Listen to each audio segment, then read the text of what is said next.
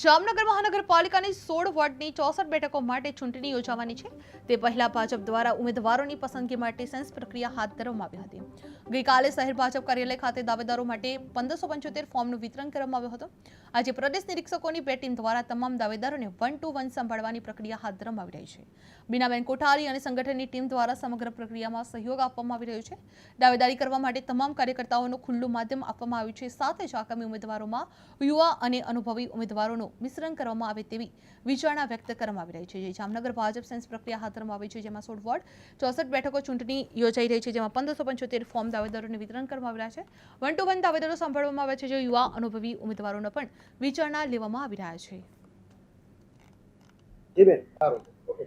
સ્થાનિક સ્વરાજ્યની ચૂંટણી જે 26 તારીખે જે મતદાન યોજાવાનું છે એના અંતર્ગત ભારતીય જનતા પાર્ટી દ્વારા આજરોજ અહીં સેન્સ પ્રક્રિયા કરવામાં આવી છે।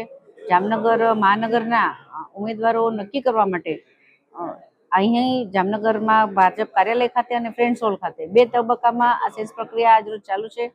કુલ 1575 જેટલા ફોર્મ આવ્યા છે, જેમણે દાવેદારી કરી છે। ખૂબ આ પ્રક્રિયામાંથી પસાર થઈને જે કંઈ ઉમેદવાર નક્કી થશે એ પ્રજાલક્ષી કામ કરવા માટે કટિબદ્ધ હશે અને એવા ઉમેદવારોનું ચયન કરવામાં આવશે।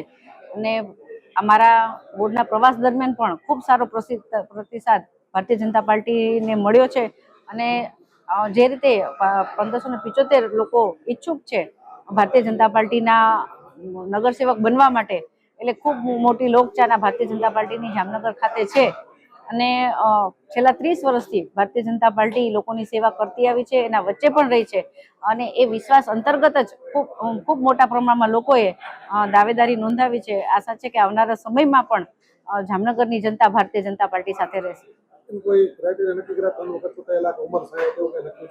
જી ના, દરેક કાર્યકર્તા દાવેદારી કરી શકે છે એવું અમને પ્રદેશ પ્રમુખ જગદીશભાઈ વિશ્વકર્માએ પણ કહ્યું છે અને અમે પણ કાલે તમામ લોકો માટે ઓપન રાખ્યું છે કે કોઈ પણ વ્યક્તિ